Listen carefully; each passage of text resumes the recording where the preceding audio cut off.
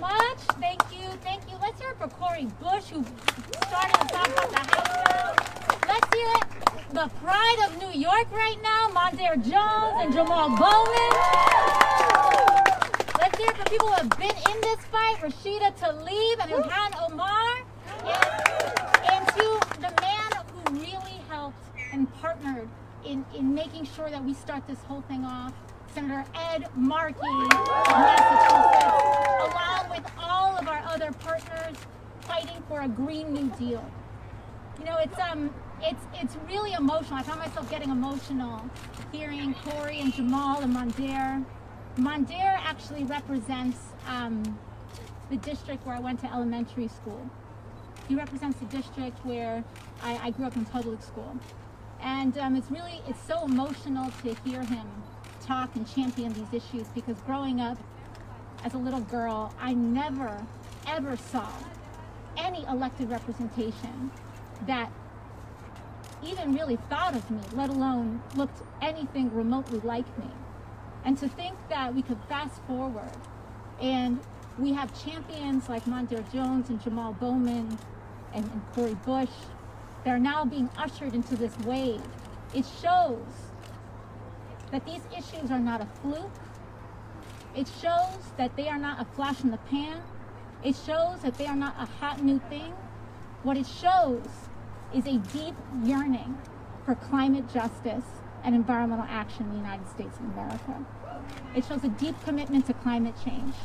It shows that this isn't 2015 anymore. This isn't 2010 anymore. It's not 2005 anymore. Climate is now a top 3 issue for voters across the country. And it's about time that our Congress and our administration starts acting like it. It's way past time.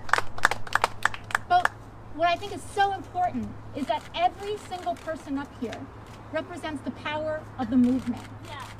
It represents the power of indigenous communities organizing, the power of young people organizing, the power of the movement for Black Lives organizing, showing that climate is intersectional with every one of our needs and demands.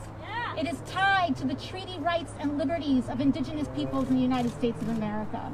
Climate action is tied to reproductive justice, because we can't talk about poison water without talking about how so many people across this country are denied the right to build a biological family because they've been poisoned by their own water.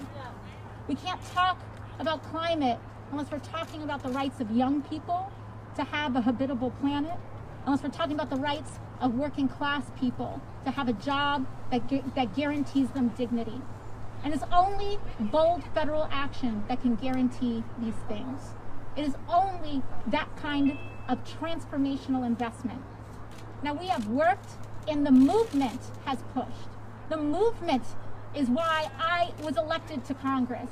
The movement is why Jamal and Cori and Mondaire are here today. You all, the movement is why Ilhan is here. The movement is why Rashida is here. The movement is why Ed Markey was protected this year. It was the movement. Because as we've been saying since day one, they've got money, but we've got people. We've got people. And at the end of the day, dollar bills don't vote, although they try to. We vote. People vote. Young people vote. And it's about time, long past time, that we recognize and understand that we owe our seats, we owe our political power because of young people, because of the movement for Black lives, because of women, because of the working class across this country. And it's a class issue, it's a race issue, it's a gender issue. That's why this work is so important. And because of the movement and the power that the movement has built, over 1 million calls were made in Texas alone. Over 1 million calls.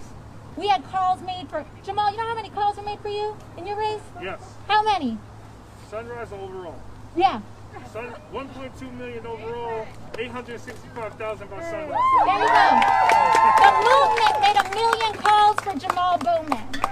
So don't tell us about what young people can and can't do, what the movement for Black Lives can and can't do, what the movement for climate justice can and can't do. And because you all have done the work, you all got us a seat at the table. We have worked with the Biden administration to secure commitment on a $2 trillion climate plan. $2 trillion. But we're not going to stop there. We're not going to stop with a piece of paper. That's not what's going to happen. We're not going to forget about that agreement for the sake of an election, are we? No. What we're going to do is that we're going to organize and demand that this administration, which I believe is decent and kind and honorable, keep their promise. So that's what our next move is to make sure that the Biden administration keeps its promise.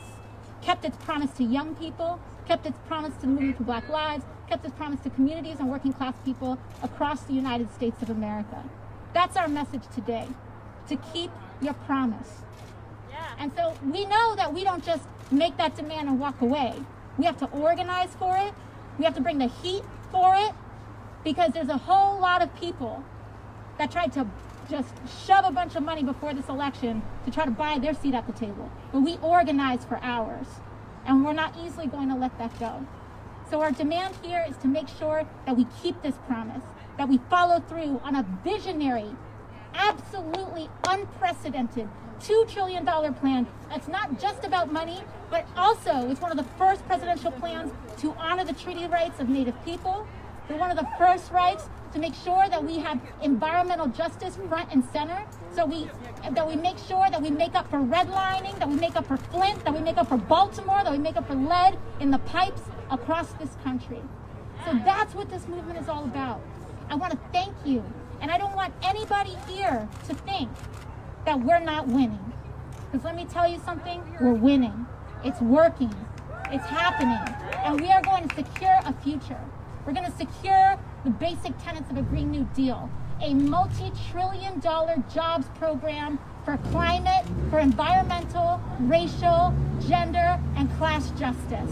That's what the Green New Deal is, and we will stick to that plan. So thank you all so very much. Thank you.